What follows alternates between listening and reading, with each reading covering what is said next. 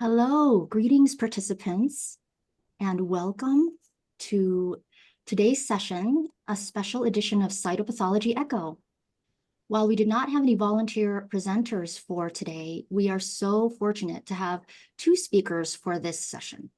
We remain hopeful for the next session in April 2024, there will be an opportunity for some of our audience members to come forth to be able to showcase the challenges and wins that people are experiencing at their different locations.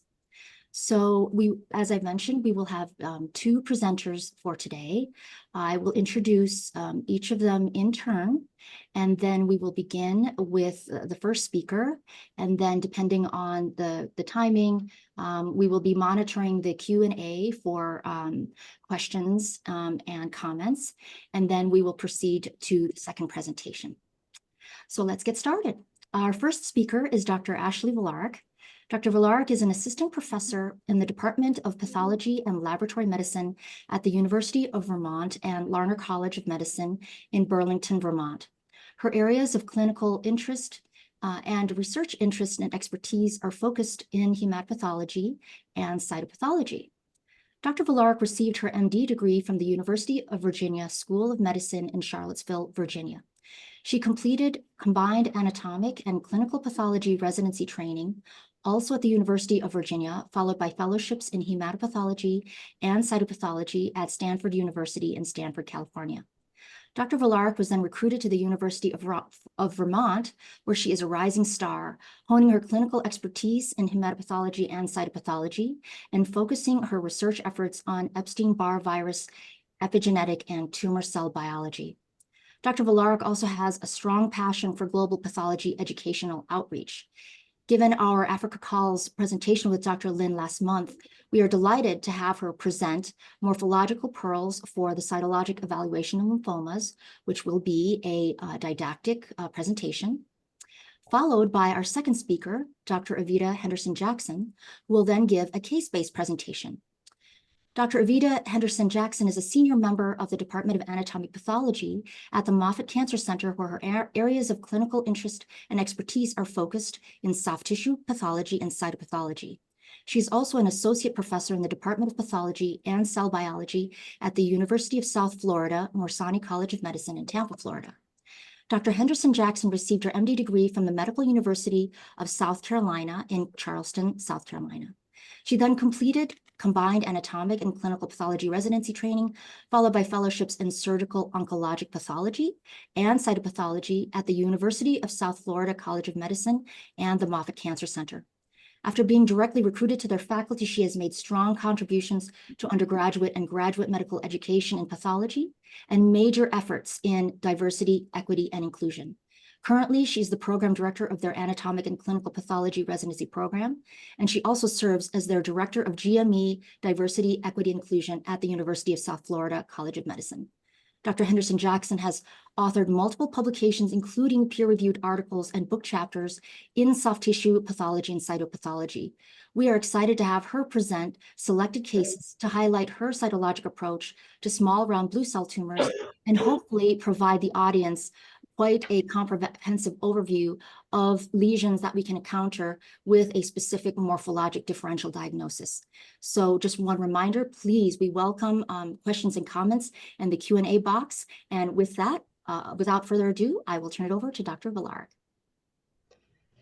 Thank you. Thank you so much, Leslie, for that very, very kind introduction. It's my pleasure to be here and I'm honored to give this presentation.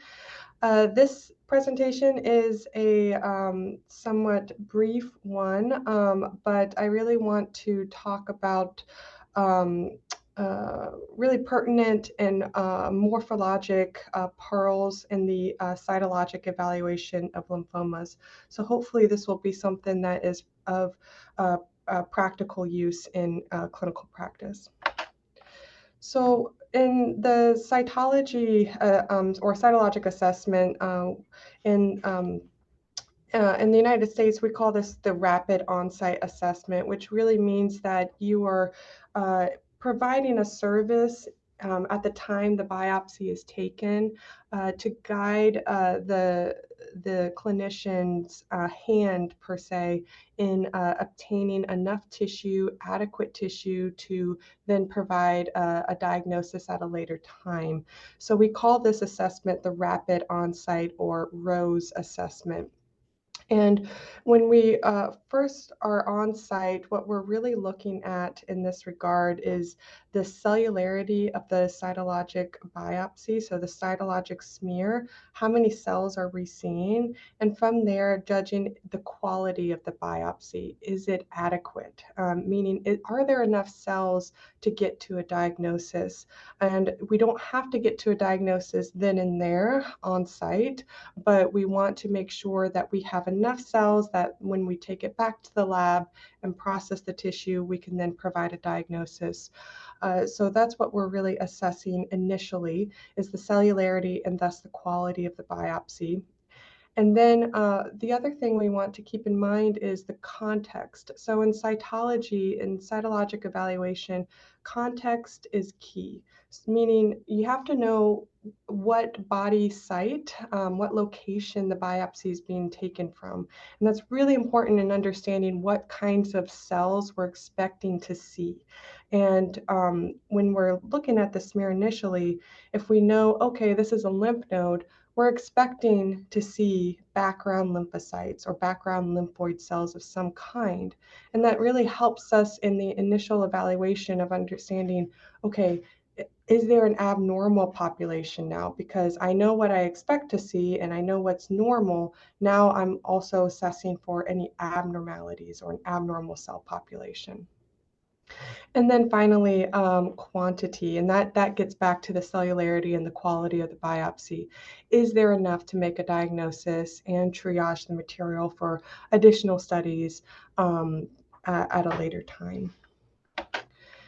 And then this is just very much a general overview, but this is sort of my approach to the morphologic assessment of cytologic smears in the hematolymphoid context. So I'm not going to get into pearls regarding epithelial and soft tissue diagnoses. My colleague, Dr. Henderson, will do that. But I really want to focus on hematolymphoid assessment here. So when you first put the smear down on this microscope and you're looking, you want to look first at the cellular population, so the nucleated cellular population. And you want to make sure that you have a good quantity and quality of that biopsy. It's not just, for instance, acellular debris or necrotic debris or just blood only. You want to make sure that you have a high volume of nucleated cells or enough to make a diagnosis. And that's context dependent, sort of what judges or what determines if you have enough. It really depends on the type of cells that you're seeing and where you are in the body. But you make that judgment of quantity versus and quality of the biopsy. And then from there, in looking at the cellular population, I start to think of, okay, are we in hematolymphoid? Are we in the hematolymphoid field, the epithelial, or the soft tissue? And those are sort of my three big, broad categories in the morphologic assessment. And this is very difficult, honestly, to try to distinguish between the two based off morphology and the smear alone. But I will provide some pearls and some tips to help with this. But just know that this is something that every pathologist struggles with. It is very difficult to for certain lesions, especially high-grade lesions, to distinguish between a high-grade hematolymphoid process versus a high-grade carcinoma, for instance, versus a small round blue cell tumor of the soft tissue. So it's, there are some general pearls and tips, but note that they're not absolute, and you shouldn't. You should always keep a very broad differential if you're seeing a high grade, very abnormal cellular population. But what can help you point you into the direction of a hematolymphoid process especially in a lymphoid context, are the presence of lymphoglandular bodies, which I'll show what those are. But I think what's probably more important than lymphoglandular bodies is the context. So again, getting back at just the initial cytologic evaluation of a smear, you have to know where you are in the body, where are they sampling, what are you expecting to see? So if you know that from the patient history, they have lymphadenopathy, and you know you're sampling a lymph node, then you can base your, before you even look at the slide, you can base you can have a broad differential based off that alone, and that'll actually get you much farther, in my opinion, than just sort of scanning for lymphoglandular bodies. Just knowing where you are in the body, knowing what you're expecting to see. But from there, so if you do think, okay, I do believe I'm in a hematolymphoid process here, then what I do is think about, okay, can we subdivide that morphologically into a lymphoid process versus a myeloid or monocytoid process versus a blastoid process? And again, there's overlap there with morphology, and there's no absolute. But again, lymphoid processes, which is what I'm going to focus on in this presentation, you do expect to see some lymphoglandular bodies, and you do expect to see certain cytologic morphology that will help differentiate a lymphoid from a myeloid process, for instance. And then from there, when you're looking at the cell type, you want to then judge, okay, is this a normal cell population, what I'm expecting to see, again, getting back to the context, versus an abnormal cell population versus an indeterminate, I can't tell. So those are all, that's an important assessment to have in mind when you're first looking at the smear, and then when you're given time later to really properly look at it. And then if we're focusing on a lymphoid cell process, which is what this presentation will focus on, again, you do that same assessment again. Is this normal versus abnormal versus indeterminate? And then also in looking at the lymphoid cell population, is it a monomorphic cell population, meaning all the cells kind of look the same, versus a polymorphic or a reactive population, meaning there is different there's a range of cell size in the lymphoid cell population. There are also different kinds of lymphoid cells. For instance, you may see small lymphocytes, plasma cells, immunoblasts. That's more of a polymorphous reactive morphology. And that's important to determine. And then I think probably, and this is what I'm really going to harp on for this presentation, is the cytologic smear is really nice and really helpful in determining the cell size. And I think you can really get an accurate assessment of cell size by carefully looking at the smear. And if you have a good, high quality smear, you can really get to a diagnosis of either a small cell lymphoma versus a large cell lymphoma, and that's really helpful in narrowing down your differential. Okay, so this is just an example. This is actually a case of a nodal marginal zone lymphoma. That's again, not the most cellular smear, but I just wanted to show you that these blue blobs in the background kind of admix between the red blood cells. These pieces or fragments of the cytoplasm are the lymphoglandular bodies. So that's what we're looking at or looking for in determining if this is possibly a lymphoid or a hematolymphoid process. So again, here are the cytologic blebs. So they're fragments of the cytoplasm. And again, this points you in the direction of a lymphoid process, but it's not an absolute or an absolutely sensitive measure of one. You can see this cytologic blebbing in other processes, certainly high-grade soft tissue lesions. So it's not it's not an absolute. Uh, and it really just indicates that, so lymphoid cells, when you smear them on a slide, they are delicate. And so when you, in the process of smearing them, pieces of cytoplasm can bleb off and fragment. And that's why you see these lymphoglandular bodies. But again, you can see that in high-grade small round blue cell tumors and other processes as well, where the cells are very delicate. Hey, Ashley, could you Yes. just use an arrow to point out those Oh, yes, lymphoglandular bodies? of course. Can you see Thank you my so arrow? much. Can you Let's see my see. arrow? Oh, it's very small. Oh, Yes, I do no. see it. No, I do Okay. see it. It's a small white one, but Let me see yes, if I I do see it. can. Let me see if I. Okay, is that helpful? Oh, Is that yes, better? that looks much better. Yes, in red. Thank you so Okay, much. of course. So here, right here, there's one. Right here, right up above the pointer. That's one. Perfect. We And then can let see me it just really well. Yes, yeah, and thank then you. here, yeah, these are the lymphoglandular bodies. Here, here, here, here. So they're just blebs. They're blue on the stain. They're and this is a diff quick stain. They are blue blebs or fragments of the cytoplasm.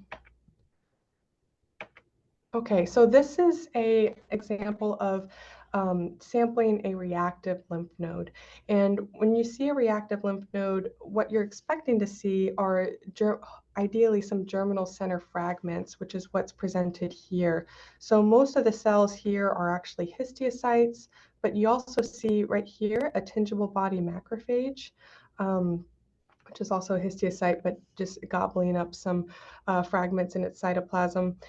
And then you see a background of mostly small to medium-sized lymphocytes, but you also see a mix of larger cells as well. So you have a nice range of cell size, and that's your polymorphous or reactive pattern.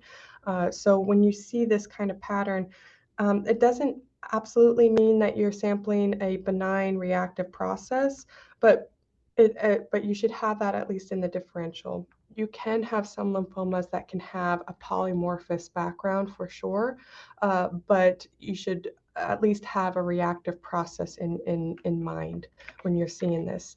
And again, this is just showing the range of cell size that you see in a reactive pattern.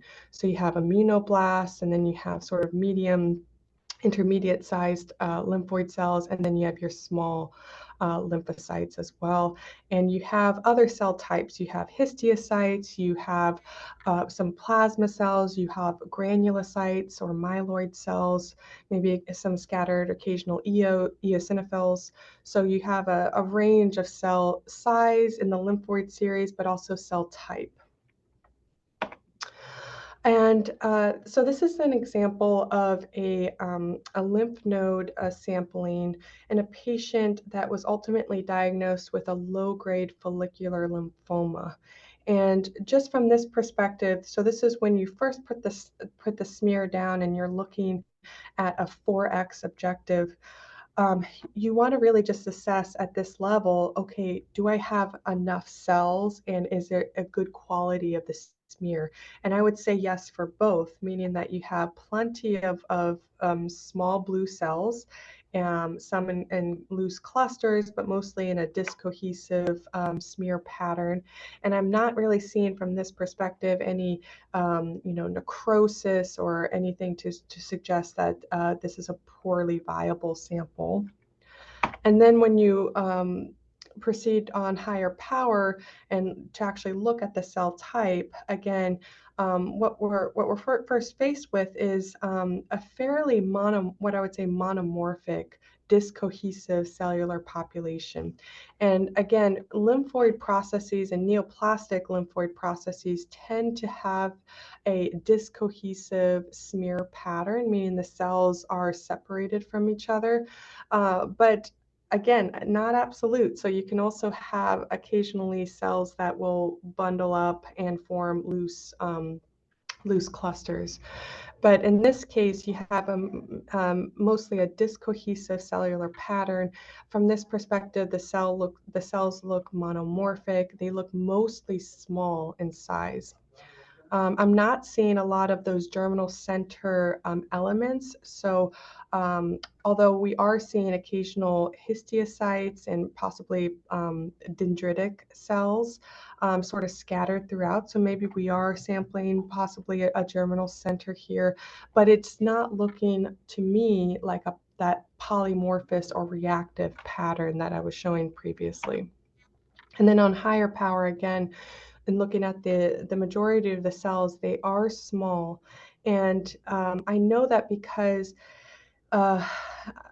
again, here you don't have a lot of normal to compare it to, so you're somewhat reliant to compare it to the background red blood cell nucleus, but the size, the nucleus of the lymphocyte is about the same size as the red blood cell, which is to me a good correlate for a small lymphoid cell. And then the quality of the chromatin, there's a lot of clumping, so it has that mature pattern. And that's important in determining, okay, because blasts, myeloid blasts or lymphoid blasts can present as smaller cells, but the quality of the chromatin is key. So blasts will have very immature chromatin, that smooth pattern, almost like ground glass chromatin, whereas in the more mature lymphoma processes, you expect to see clumping of that chromatin. So it's a mature pattern. And occasionally you do see some nucleoli, but they're kind of oftentimes there's multiple ones. They're not huge or prominent. And then interestingly for this case, you see some clefting as well. So some of the cells actually show clefting here. And so that's very characteristic of a low-grade follicular lymphoma, which is what this was called. And this was the subsequent core biopsy. So again, not a lot of material to work up, but you can get very far on this morphologic assessment of the smear alone, certainly in this case. And this is a case of a sort of going at the end of the spectrum of a large B-cell lymphoma, of a diffuse large B-cell lymphoma. And this smear, just off the bat, again, not nearly as cellular as the previous smear, but that's okay because we have enough cells to actually make a diagnosis. So even though it's not as cellular as the previous smear, the cells that we're seeing are very atypical or abnormal. And that is enough to get you to a possible neoplastic process. And again, you do see these lymphoglandular bodies here and here, kind of scattered throughout the smear. But context is important. This was a lymph node sampling, so we do expect to see some lymphoid elements. And we do see some background normal lymphocytes. So here's one that's small. We see some monocytes here and here. And then this is actually a granulocyte. And so we're seeing sort of, and here as well, here's a neutrophil. So we're seeing, various lymphoid and hematolymphoid elements.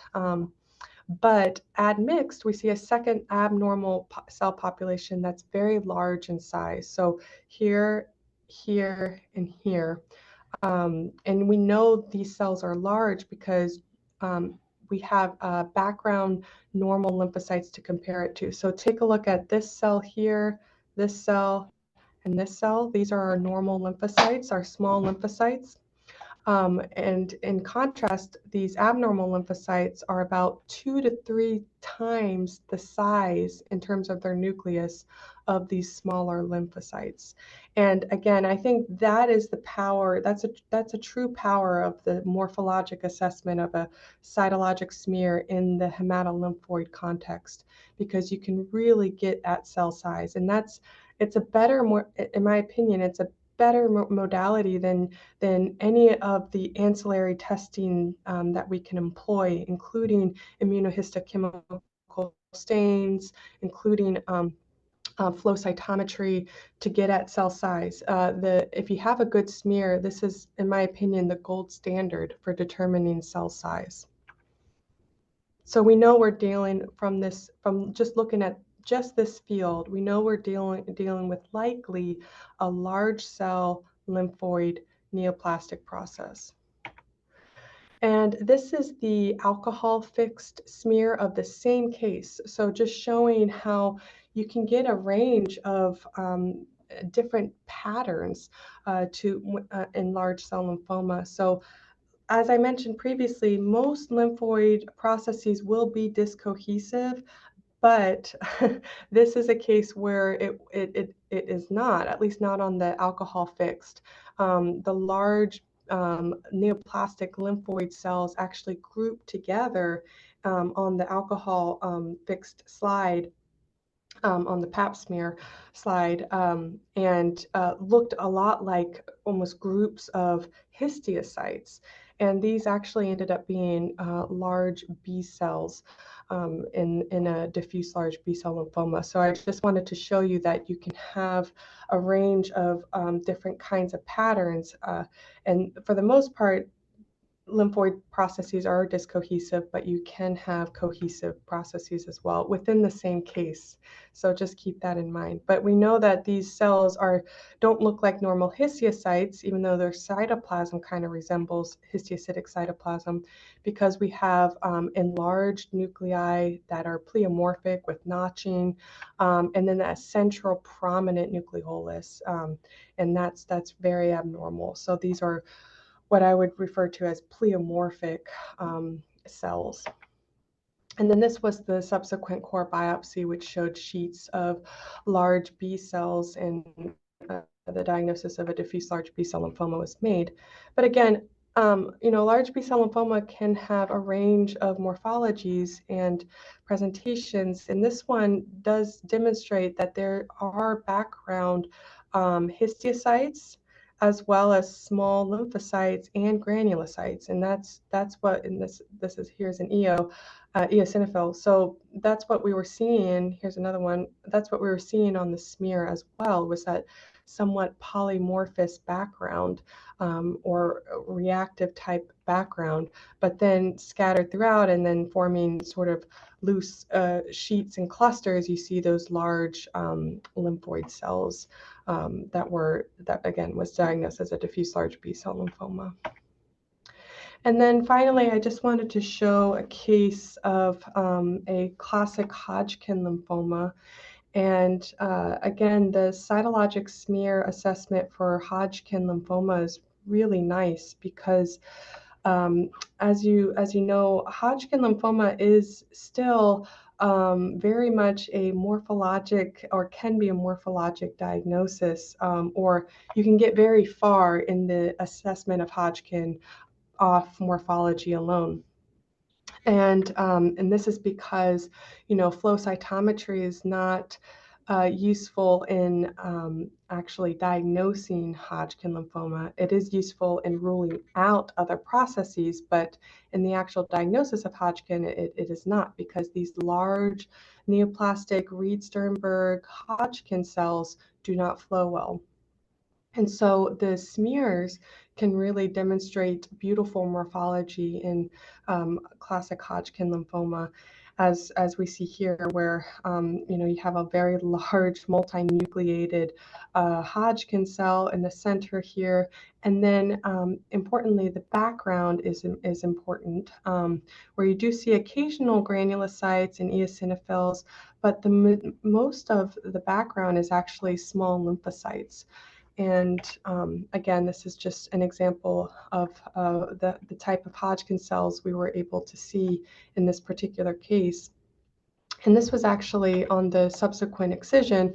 Again, you see these Hodgkin cells and then the background of small lymphocytes. So this was actually diagnosed as a lymphocyte-rich classic Hodgkin lymphoma. But we can get very far just off of the morphologic assessment. So when you see these large Hodgkin Reed-Sternberg cells in a polymorphous background or in a lymphocyte-rich background, as this one, Your differential, if I'm just going to stick to hematolymphoid processes, includes Hodgkin lymphoma, so classic Hodgkin lymphoma, versus other large B cell lymphomas, such as a T histiocyte-rich large B cell lymphoma, versus T cell lymphoma processes. So, you know, uh, aggressive T cell lymphomas can harbor Hodgkin or Reed-Sternberg like cells that sort of proliferate in the background of a neoplastic T cell process. So that's something to consider. But at least you can get to that differential, and you can favor one versus the other potentially based off of the clinical context and the history of the patient. Okay, so I'll stop there and field any questions. Thank you, Dr. Vlarik. That was a really wonderful way that you're walking us through the morphological points. We don't have any questions, but I just thought we have a tiny bit of time. So just one question. I am really glad that you pointed out about that you can have some clumping with smears of lymphoid lesions. Can you comment, is it perhaps because some of these types of scenarios are due to maybe an enhanced meshwork that may be seen with certain entities? Do you think that that has anything to do with that? Or is it just a sort of random phenomenon that sometimes you will just see these clumps, and to just be aware that it could be a pitfall and trying to sort out if you've got a lymphoid versus a non-lymphoid or hematolymphoid process? Absolutely. It's so I would say probably the answer to that is both. It's random and also seen in certain contexts, or I've seen it in certain contexts.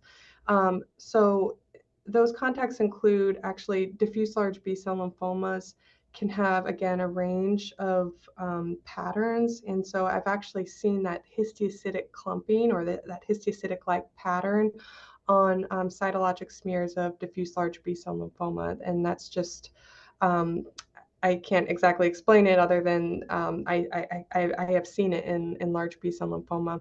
The other context is in a classic Hodgkin lymphoma, where you have the syncytial variant of Hodgkin lymphoma. And what you'll see is actually clumps of really large neoplastic Hodgkin cells, and that form syncytia. So they form these large histiocytic-like clumps, and you can see that on the smear as well. So those two neoplastic contexts, I've seen that clumping more so than other lymphomas, but that's just something to keep in mind, that if you're seeing a lot of clumps of what look like neoplastic histiocytes, just keep in mind that, oh, this could be a large cell process, or a large hematolymphoid cell process. And then just one last quick question regarding Hodgkin lymphoma. So you were pointing out this is more of a heterogeneous pattern with the isolated large Reed-Sternberg cells. Is there other clues? I seem to recall that in terms of the background, and I know it will probably have to depend on the type of Hodgkin lymphoma or subtype. For example, increased numbers of eosinophils or other quality of the background non-Reed-Sternberg cells? Absolutely. So the background, I should have really emphasized this point, but the background of a smear is almost just as important as the abnormal cell population as well. So this is definitely true for the assessment of Hodgkin lymphoma. So in classic Hodgkin lymphoma, the nodular sclerosing subtype, for instance, you would want to see more granulocytes in the background, including a predominance of eosinophils and neutrophils. You'd also see some histiocytes and then small lymphocytes and plasma cells as well. So yes, you do expect to see that kind of background in that diagnosis. And then also in the mixed cellularity subtype of classic Hodgkin lymphoma, which is most commonly associated with Epstein-Barr virus. Positivity and association, and that subtype is presented more commonly in global populations as well.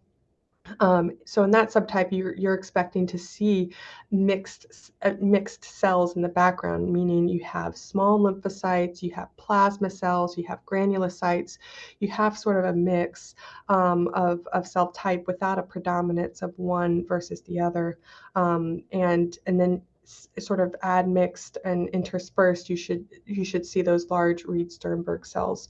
I will say in caution, though, that as I mentioned, aggressive T-cell lymphomas, large T-cell lymphomas, can harbor Reed-Sternberg like cells, and so it can also and be associated with a highly eosinophilic background. So just kind of keep that in the back of your mind if you're thinking that this could be a Hodgkin lymphoma. Absolutely wonderful. Thank you so much, Dr. Villaric, giving us pearls and pitfalls, etc. So let's shift over and turn it over to Dr. Henderson Jackson. Welcome. We are very excited to have you walk us through your case selection. Hi, good morning. Thank you. Exciting to see some of the review, Dr. Villaric, on the lymphomas, because it can be difficult in the soft tissue sarcoma world when I'm looking at cases that can mimic lymphomas, and those are usually my round cell tumors. And so I have a few cases of some round cell tumors, so you can kind of look at some of the features that may be helpful in guiding triage of your cases, especially in places that are resource limited and you want to use what you have to the best of your ability with what you have to help guide management of your patient.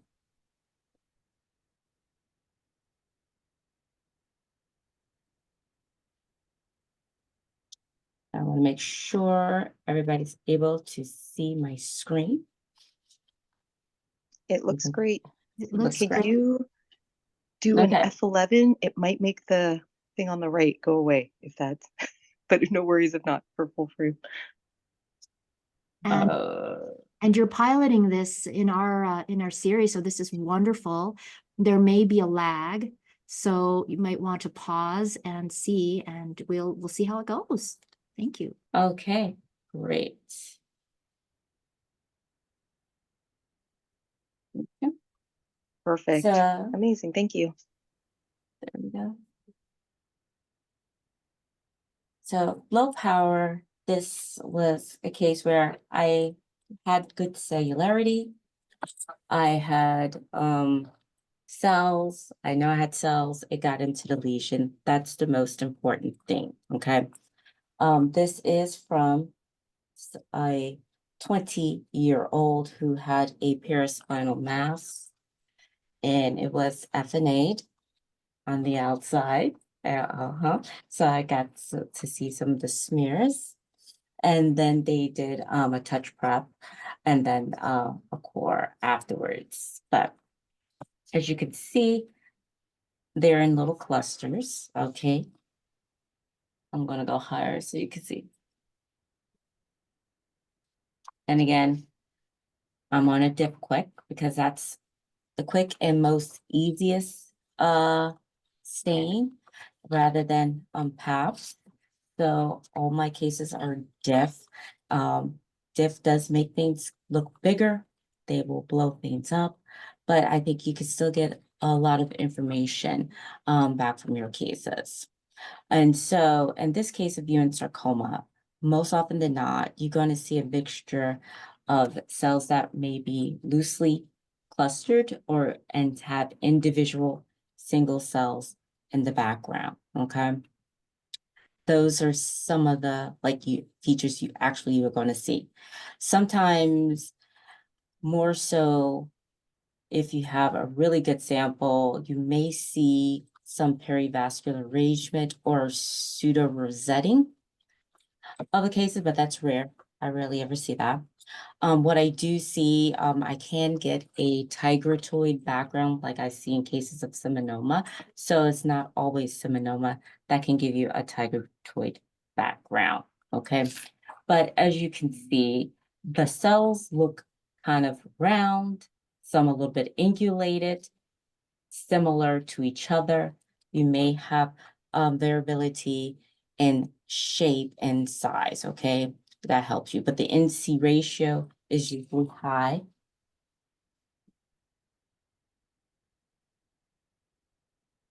You want to have a high N to C ratio. And then you may or may not, especially if I'm looking at a diff versus a PAP, you may see some more darker chromocenters or nucleoli that you may see. With the larger cells, you can actually see cytoplasmic vacuoles that may contain glycogen. So you can sometimes see that vacuolization, okay? It is kind of helpful and kind of wanting to divert you towards one thing versus another.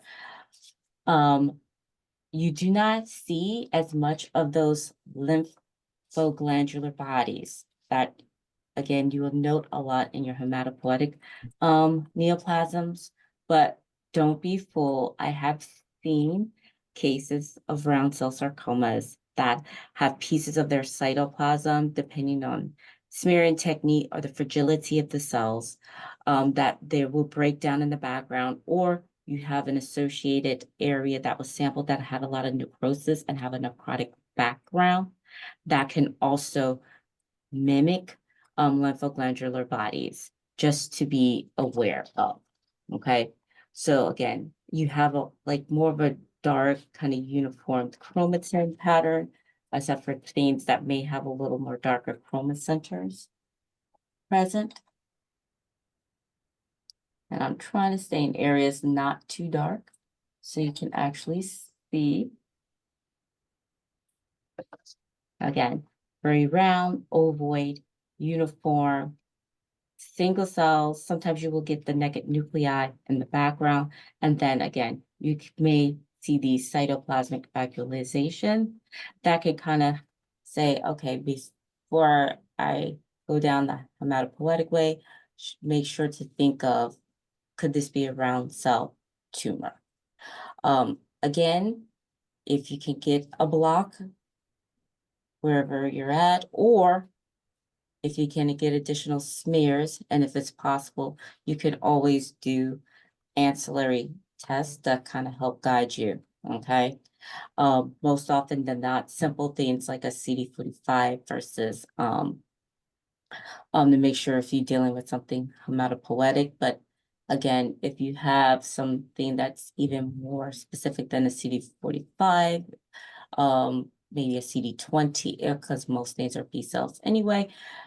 Sometimes if I'm have limited material, I may just do the CD20 versus my another marker, which I'm thinking of is like a CD99, but CD99 can get picked up in certain lymphomas, especially some of your lymphoblastic or leukemias can also pick up your CD99. So it may not be 100%, but it may help you initially, especially if your patient population is more the adolescent to young adults, okay? And looking at the history, does this patient have adenopathy, night sweats, fevers, other things that leans towards something that could be more hematopoietic versus could this be something else, okay? So overall, when you see Ewing sarcoma, again, can be clustered, it can be dispersed, okay? They can form pseudo rosettes. the nuclear morphology is usually similar to each other, kind of bland, high into C ratio, okay? May or may not see like nucleoli on a diff quick, but you definitely may see them on a PAP if you have a PAP available, okay? And then you can get larger cells that have these cytoplasmic vacuoles that contain glycogen. That can be a little bit helpful. I'd say maybe I need to rule out a possibility of a round cell tumor. So since this was a touch prep, and I have the core biopsy to kind of, so you can see the histology as well.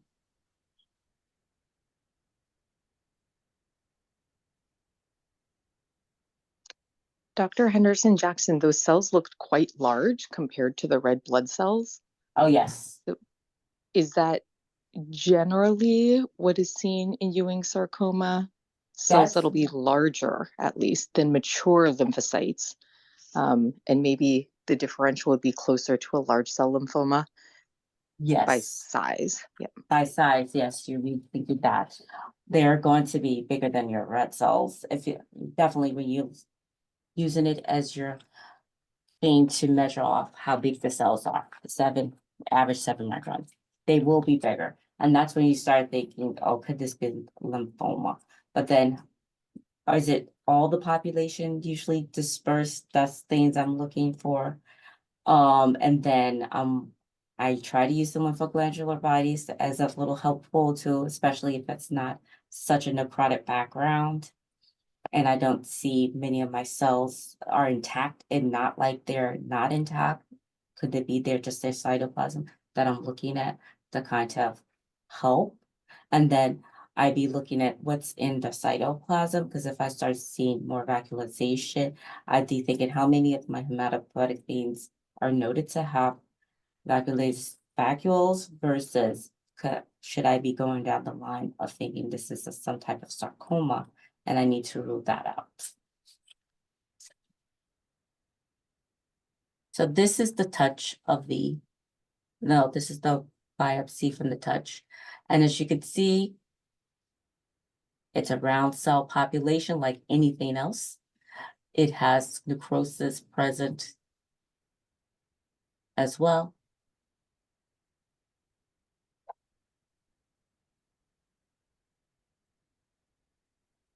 And here you can see the cells. Kind of round, again, it's a round cell population, a little bit more angulation to the nuclei, things of that sort. Just remember, this is a touch of the biopsy. This is the biopsy has been touched on cytology, so it has been manipulated.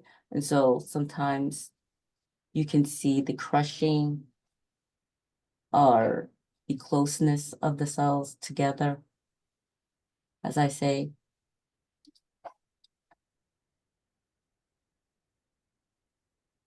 And again, here you can see it's still high into C ratio, but some of these cells do have cytoplasm and you see the cytoplasm. And then you'd be thinking, okay, does this look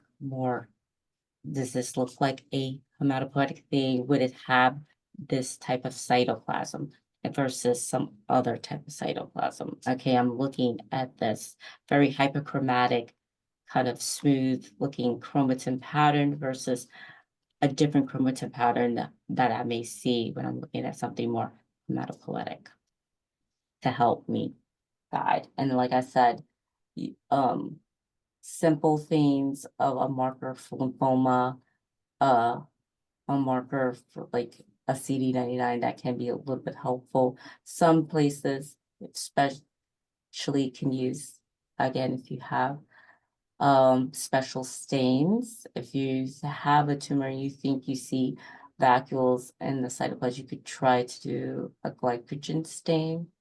And then one that is diastase, PAS with and without. So you can see if the glycogen is present in the other stain.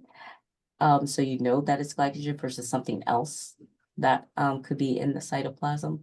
But usually that's a long shot.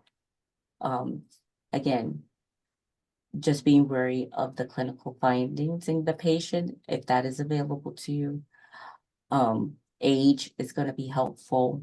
And again, the incidence rate of round cell sarcomas is very, very low in comparison to some of the heme malignancies that you may run into more often than not, but does not mean it's not zero. So it's, again, good to keep it on your mind, okay?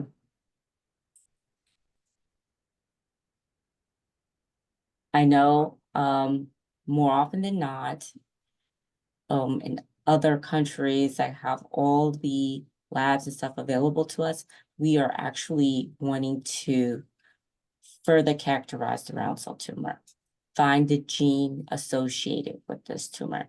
So this patient did have fusion studies, and so we were able to identify the EWSR1 FLY1 gene. That's the most common.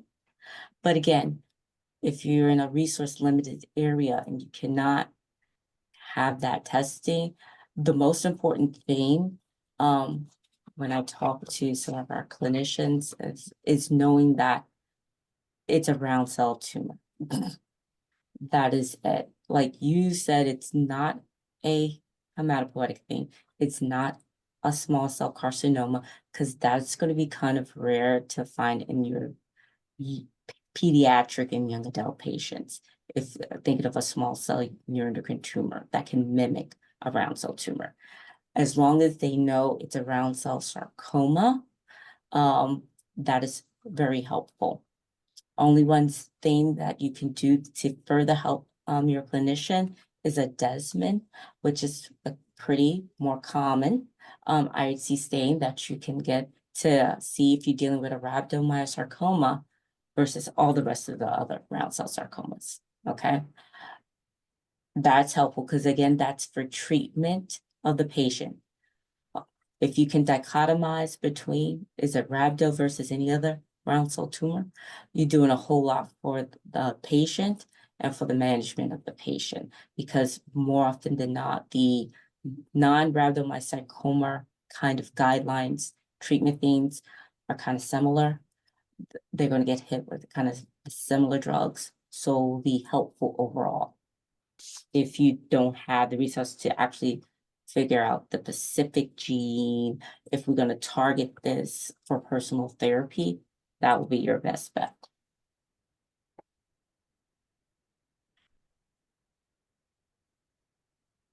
So I have another young adult, okay, 25, with a pubic mass. They tried to biopsy it. The first time didn't help. They biopsied the second time, but they didn't help. So then they did an FNA of the soft tissue surrounding the bone, the pubic bone, and then got a small piece of tissue on the subsequent biopsy after the FNA. But I want to make sure I get you something that yes.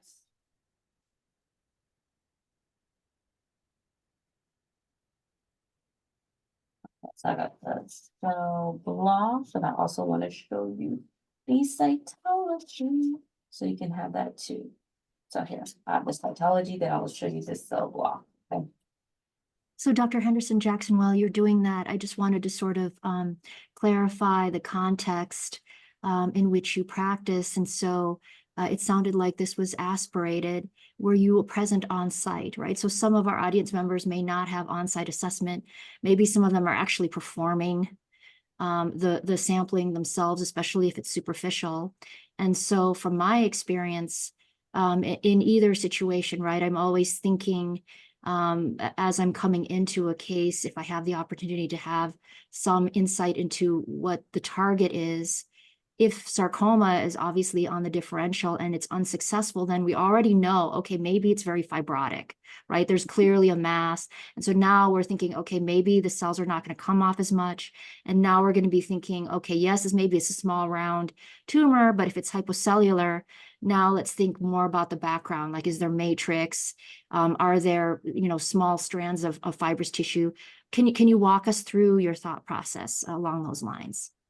So along those lines, we are a much larger health system, so we have too many sites for a pathologist to actually be at every procedure, many of the procedures. So a lot of these procedures are done without a pathologist present.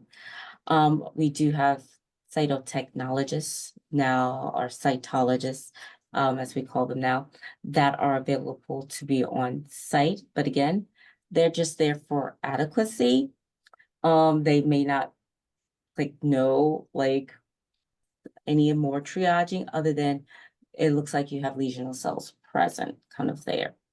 And so a lot of times we may get non-diagnostic material, even though our cytologists are there saying, hey, it's necrosis, you need to go for more or go to, it's a very kind of disconnected.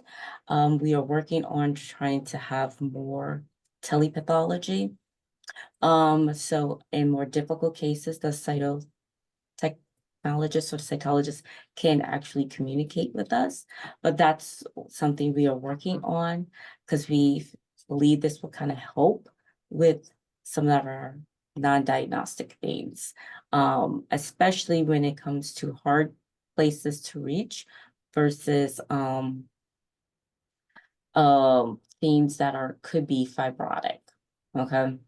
But if I am called, if it's something in the building where I'm at and they would like to have a pathologist actually come and look at the case, and I'm looking at it, if I don't see a high cellularity or enough cellularity, and it's a case in which they're concerned for sarcoma, I usually request additional samples until I say, I think you're in a good area because I'm getting good cellularity. And then I have them go for cores.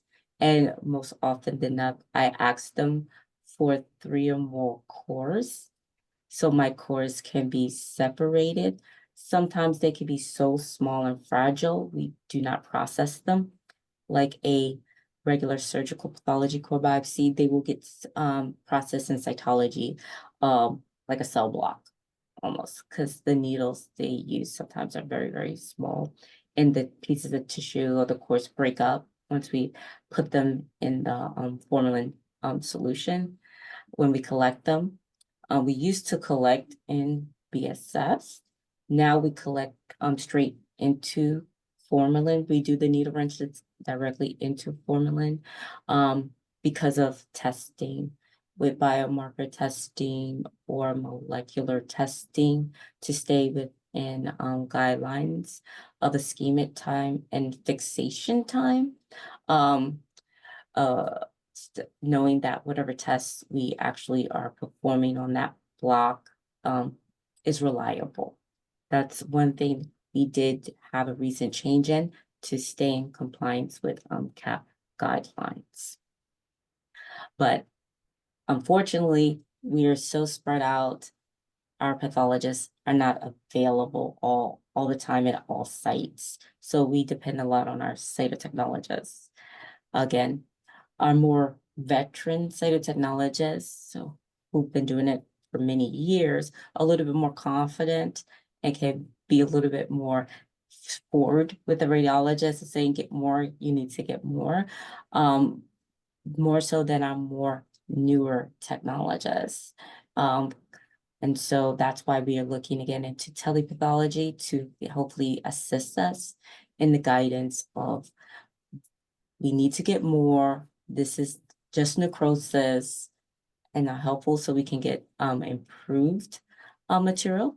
But when we do pathologist performed FNAs, okay, when we are actually going to do the FNA without image guidance, those are the procedures we as pathologists here go to. Again, we are there, we have our card. So when I'm actually looking at tissue and looking at the slides, looking what the mass looks feels like. Is there something soft? Is it firm? Is something very vascular? It could be bloody. And then the clinician, speaking with the clinician and seeing their level of concern for this to be a sarcoma versus something else, age of the patient. Again, it's taking into consideration and other symptoms the patients may be having, how recently the mass has gotten there, that's big and stuff like that, and if there's imaging available. So we see if it's all in soft tissue, is it in the bone and soft tissue kind of thing, depending on how big the mass and seeing any of connections and things are very helpful when I'm thinking of narrowing the differential and you have one lesion, not multiple lesions throughout an area, to help kind of guide the differential as I'm going in there to do the FNA procedure. And when I'm sampling, if I'm not getting enough, I usually start with a 23 gauge needle. If I'm not getting enough, then I will just move to an 18 gauge needle, depending on the size of the mass. If this is something definitely bigger than 1 centimeter, easily palpable, I can get to, I go to a bigger gauge needle, and then I'm able to actually, even with that, get almost pieces of tissue and put it into my rinse to actually help get a good block, cell block, one, to get a good cell block, but actually get good enough material. So I'm Thank you. thinking that is some of the things I think of when I'm going in, if I'm doing the FNA myself. Wonderful. Well, thank you. We're going just a little bit over. I'm not sure if you wanted to wrap up by just walking us through this particular case. I'm going to wrap up for everybody because I know everybody got to get to work. Do not mess with me. I know everybody got to get to work. And so this 25-year-old pubic mass, we finally was able to aspirate, okay, get some material, and then go back and the radiologist was able to like do a biopsy because they came and aspirated, and like I came and aspirated the soft tissue mass because like they said it's keep coming back, and I said just go into that to get poor. So I actually came to the suite to do the FNA because they got tired of getting non-diagnostics for some reason. But here again, we have some clusters of cells, okay? But in the background, we have some red cells, we have some other bland, benign cells. And again, some of the cells you can see kind of splattering, and then some other bland cells. So we know what our lesional cells look like.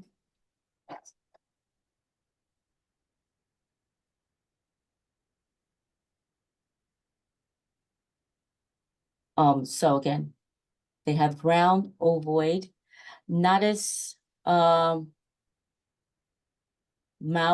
mildly irregular like we saw with the Ewing sarcoma. They have slightly little more irregular contours to their nuclei, some areas that you can almost see little indents into them, okay? Not as many vacuolizations that are large. They have little fine looking like vacuolizations in the cytoplasm because they still have cytoplasm.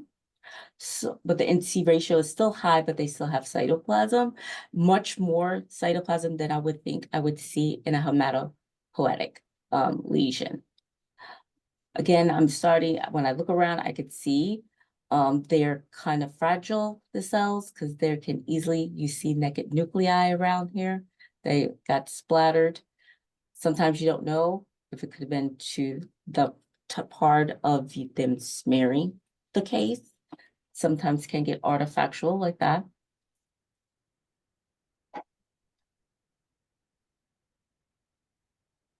Here, you have this cluster right here. See how much you get a little bit more angulation to the nuclei. In this case, compared to the Ewing's, that was a little bit more rounder and can cell from cell to cell. Even though it's some variability in kind of size and shape of the Ewing sarcoma cells, there was not as much ingolation. Could this be slight molding? But again, their vacuoles are very smaller, finer vacuoles, okay, that we are actually kind of seeing here. You do have single cells in the background, and you could, and then you have a lot of connected nuclei as well in the background. And then you have some bystanders of some normal. Okay, these are normal cells. Given where I'm in, cubic mass supposedly, I'm thinking like, what could these be? But you'll see what they are when I show you the small biopsy we were able to get. Because again, they're very smooth, very bland comparatively to the tumor cells that are splattered out in the background that we see. I don't really have a lot of granular debris, so I'm not thinking of a lot of necrosis. There's not a lot of pieces of cytoplasm like mimicking lymphogranulopathies. So I'm really thinking, okay, they were thinking sarcoma, I'm thinking more sarcoma. This is probably going to be some type of sarcoma. And again, it's not pleomorphic, it's not spindled. It's probably going to belong to the round cell family.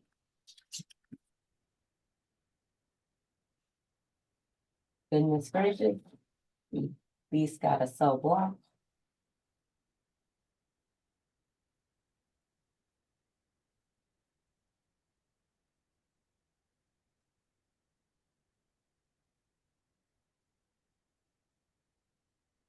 And so we have some clusters of the cells and some single cells. And again, you have some smaller cells in the background, which are probably lymphoid cells that are in the background with the blood. But I do have the tumor cells, say here. And so again, high into C ratio, they do have some cytoplasm. Some look like they have a little darker nucleoli inside of them. Then I have my red cells and some more smaller cells that look like those are lymphoid cells. So I'm like, okay, this looks a little bit different. Could I be dealing with a large cell lymphoma? May still be in my differential as well as we're looking at this case. But I will let you know, Desmond was positive. So this is just a case of rhabdomyosarcoma.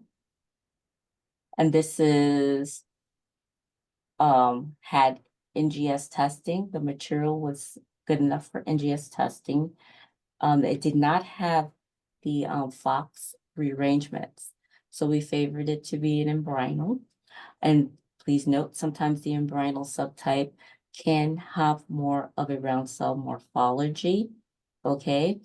And that's why it kind of looks like that on cytology. So you can have more of a roundy cell morphology. Some cells may be more than one can be binucleated. You can see sometimes some multinucleation to the cells. But the Desmond helped us. The CD45 was negative, the Desmond was positive. And then we were going down the path of this is likely a rhabdoid kind of tumor, rhabdomyosarcoma. And we just make sure we do the testing to differentiate it. Now, this, like I said, can be a little bit difficult in places with resources that are limited in further differentiating your rhabdomyosarcomas. The clinicians feel it's important because there's a difference in the treatment guidelines for a alveolar type versus an embryonal type.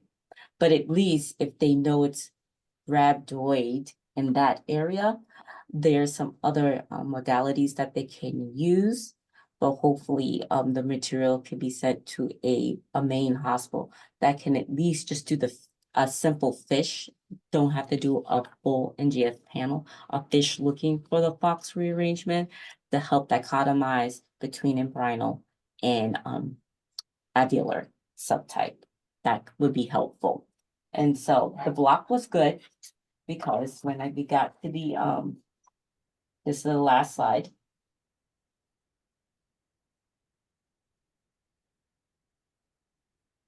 This is the biopsy. I'm gonna go out a little bit. When the radiologist went back in the area, went a little bit deeper, got some pieces of bone.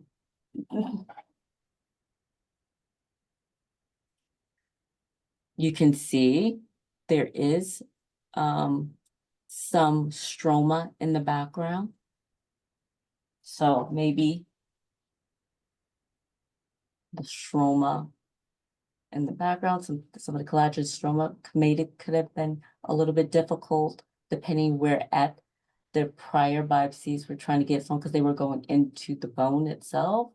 And the soft tissue lesion associated wasn't as large, but it grew. And so at least we had a soft tissue mass as well as the bone lesion that they went in to get it. And again, you could see they're round to ovoid, some a little more slender, a little more angulated. They're infiltrating through the bone. Some can have more noticeable, prominent, like nucleoli, conspicuous, not super huge, but you can notice it. Okay, variability again in the size and the shape.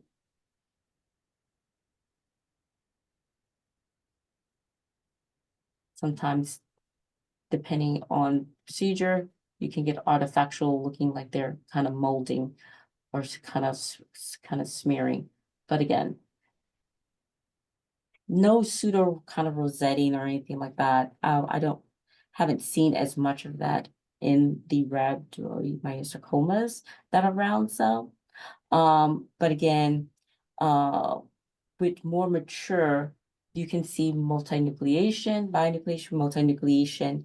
Sometimes as the nucleus can be pushed to the sides and it's instead of being central, a little bit more eccentric, you may not have all those features all the time if it's not as differentiated.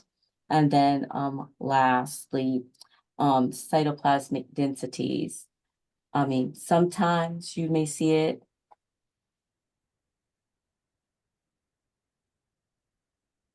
depending on how differentiated the tumor is versus if it's one of those embryonals, which is to me more round cell, you won't actually see those cytoplasmic densities, noting like differentiation along the skeletal line with striations and things like that in the cytoplasm, and having that abundant kind of rhabdoid appearance cytoplasm. Well, thank you so much, Dr. Henderson-Jackson. That was really wonderful to have live video microscopy. This is the first time that we've had it on in this series.